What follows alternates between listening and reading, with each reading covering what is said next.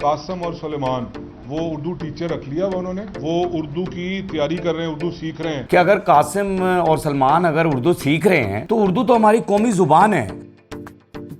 नवाज शरीफ साहब, मैं आपको ये सिर्फ इतना कहना चाहता हूँ कि ये खुदारा अपने नामों को मटवाएं कहीं से, किसी और के नाम पर भी करें यार।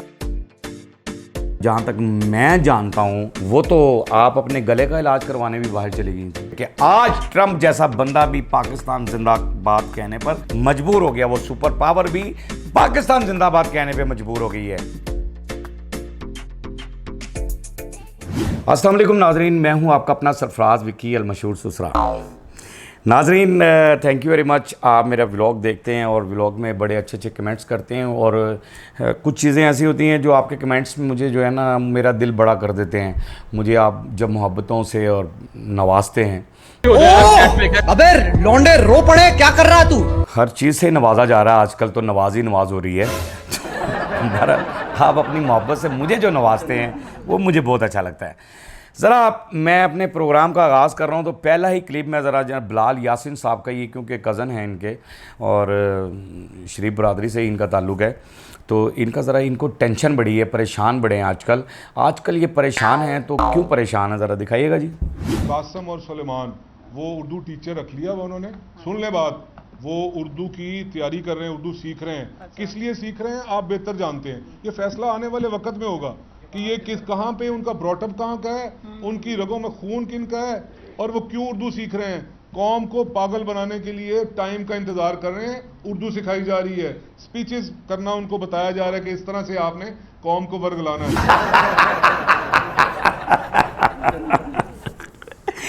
अरे यार कमाल हो गया भाई। बिलाल यासिन साहब, आप बड़े ग्रेट आदमी हैं। मैं ज़ाती तौर पे आपको बड़ी इज़्ज़त देता हूं क्योंकि मैंने आपको देखा है और मिला हूं। शायद आप मुझे नहीं जानते होंगे या मुझे मिले नहीं हैं, लेकिन बिलाल यासिन साहब, आपको इतनी परेशानी क्या हो गई कि अगर कासिम और सलमान अगर उर्दू सीख रहे हैं तो उर्दू तो हमारी कौमी ज़ुबान है। तो यार भाई, उनका जो बाप है वो पाकिस्तानी है, पाकिस्तान का रहायशी है, पाकिस्तान में रहने वाला है, उसने पाकिस्तान के नाम को रोशन किया है। सियासत को छोड़ दें, क्रिकेट की बात करता हूं, तो अगर उसके बच्चे उर्दू सीख रहे हैं तो सीखनी चाहिए।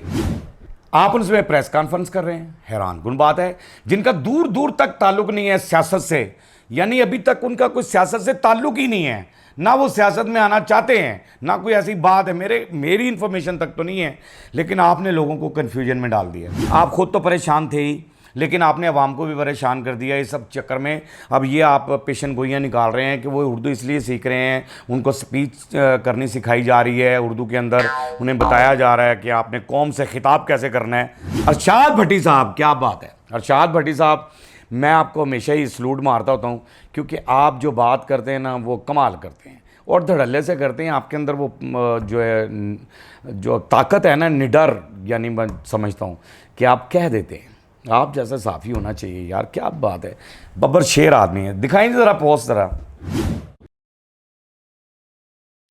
अच्छा, ये पोस्ट तो आपने देख ली, ज़रा तफसीलन ज़रा बात बता दें कि ये क्या क्यों रहे हैं, ये सारी चीज़ें किस लिए हो रही हैं, ये ज़रा उनकी ज़ुबानी सुना दें ज़रा। इस तरह करें कि पहली फुर्सत में कौमी असम्बली में या सूबाई असम्बली में करारदाद लाएं, पाकिस्तान का नाम रखें, मुल्क का नाम नवाज शरीफ, और पंजाब का नाम रखें मरियम नवाज, सूबा मरियम नवाज।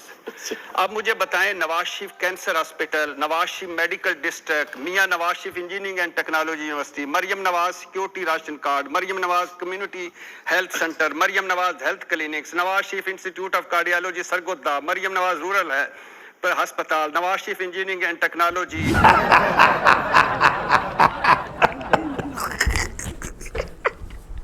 अच्छा, ये जो इन्होंने कहा था ना कि जी पाकिस्तान का नाम रख दें नवाज शरीफ और सूबे का नाम रख दें मरियम नवाज, वो फिर नीचे तफसील उन्होंने बताई है कि हर चीज़, यानी हेल्थ है तो नवाज शरीफ, हॉकी ग्राउंड है तो नवाज शरीफ, फलां फलां फलां फलां, जितने मंसूबे शुरू किए हैं सारे नवाज शरीफ के नाम पर ही हैं।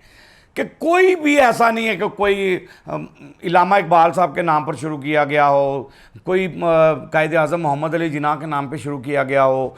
जनाब नवाज शरीफ साहब, मैं आपको ये सिर्फ इतना कहना चाहता हूँ कि ये खुदारा अपने नामों को समझाएं कि अपने नाम हटवाएं कहीं से, किसी और के नाम पर भी करें यार। को बहुत सारे लोग शहीद हुए हैं, उनके नामों पर रखें ना। कोई ऐसा मंसूबा अगर शुरू करें तो उसका नाम दे दें उसको।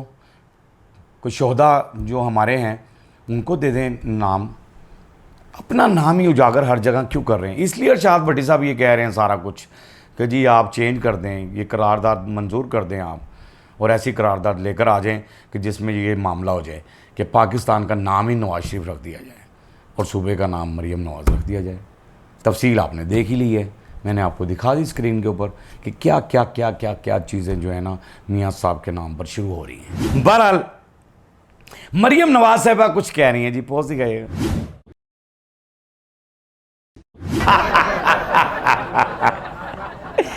क्या बात है जी मरियम नवाज साहबा, क्या बात है। जीते रहें आप, अल्लाह पाक आपको हमेशा सलामत रखे और इसी तरह मुस्कुराता हंसता खेलता रखे, और अल्लाह पाक हमेशा आपको सलामत रखे। मेरी दुआएं आपके साथ हैं। लेकिन मुझे यहाँ पर ये बात समझ में नहीं आई, आपने कहा कि अमीर आदमी तो बाहर चला जाता है इलाज के लिए और गरीब आदमी जो है वो बेचारा तड़प तड़प कर यहीं मर जाता है, यानी उसका इलाज नहीं होता। आपने नाम नहीं लिया उन अमीर लोगों का, कम से कम नाम तो ले लेते हैं ना कि भी अमीर लोग हैं कौन जो बाहर के ममालिक चले जाते हैं इलाज करवाने के लिए।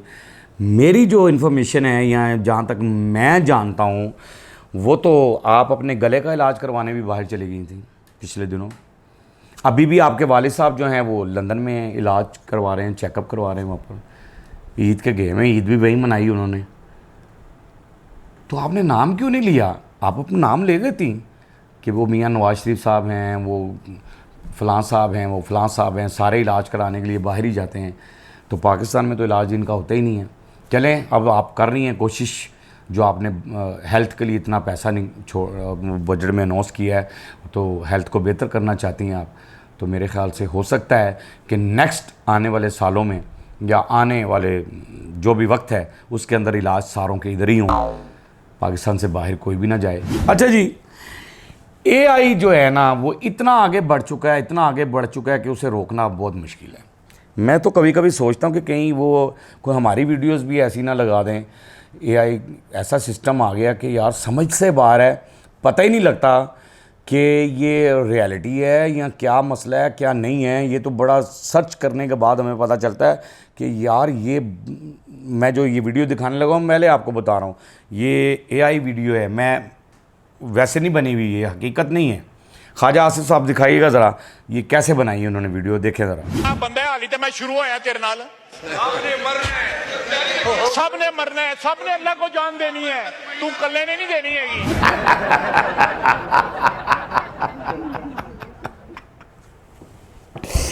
यार उन्हें छोटा बच्चा भी कर दिया है और क्या परफेक्ट आवाज़ आ रही है। क्या बात है यार, क्या सिस्टम लेकर आए हैं ख्वाजा आसिफ साहब की। बिल्कुल ऐसा लग रहा है कि ख्वाजा आसिफ साहब ही बोल रहे हैं। अब क्या बनेगा? ये चीज़ें जो है ना ये बड़ी नोट करने वाली हैं और बड़ा देखने वाली चीज़ें हैं। इनके ऊपर तवज्जो करनी पड़ेगी, बहुत ज़्यादा तवज्जो करनी पड़ेगी। इस सिस्टम को ख़त्म करना पड़ेगा, मेरे हिसाब से इस सिस्टम को ख़त्म करना पड़ेगा और इस सिस्टम के ऊपर जो है ना बड़ी गौर व फिक्र करना पड़ेगा। उमर अयूब साहब कुछ कह रहे हैं जी। उमर अयूब साहब क्या कह रहे हैं? उमर अयूब साहब कह रहे हैं कि जी भंवर से एक ही इंसान है जो इस वक्त जो इस भंवर से निकाल सकता है, वो है इमरान खान।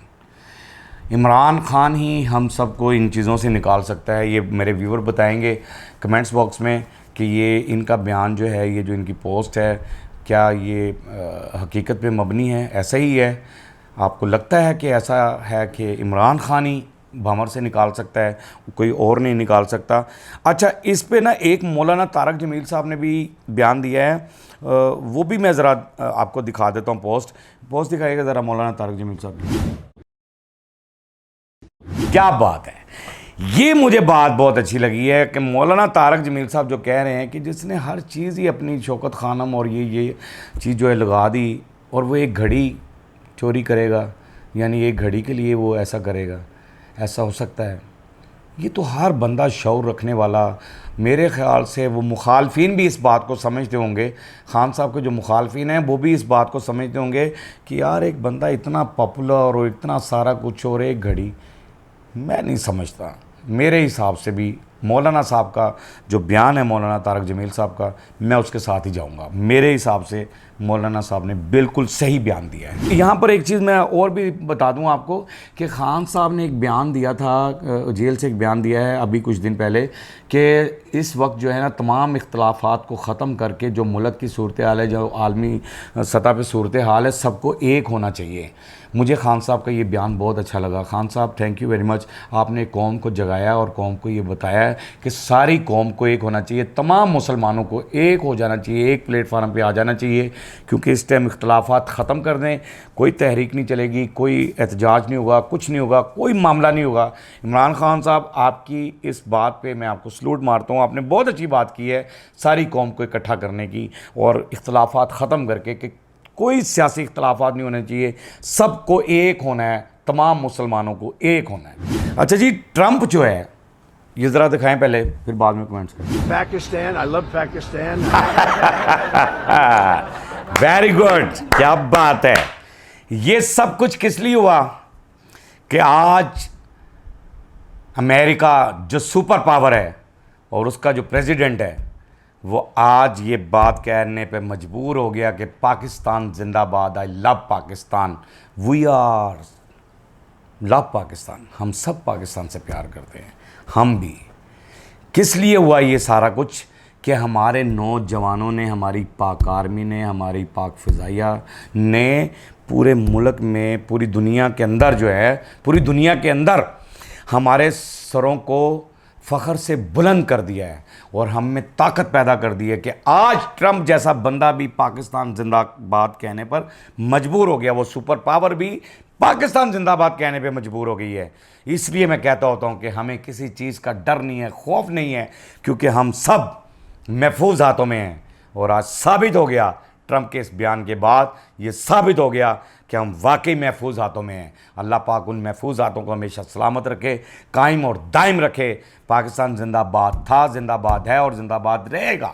बाकी हंसते रहें, मुस्कुराते रहें, हंसी वाली ज़िंदगी गुजारें, कभी किसी की दिलाजारी मत कीजिएगा, इज़्ज़त दें, इज़्ज़त लें, मोहब्बत बांटें और मोहब्बत हासिल करें और परवरदिगार पर यकीन रखें, क्योंकि सब ताकतें मेरे रब के अंदर हैं और वही सब कुछ कर सकता है। बेशक बेशक वही सब कुछ कर सकता है। हमने आपके लिए व्हाट्सअप चैनल भी बनाया है, टिकटॉक भी बनाई है, फेसबुक भी बनाई है, उसको भी फॉलो कीजिएगा। मस्के चैनल को सब्सक्राइब करते रहें, लाइक करते रहें, कमेंट्स करते रहें और घंटी दबाना मत भूलिएगा, क्योंकि ससुर आपके साथ है और हमेशा आपके साथ है।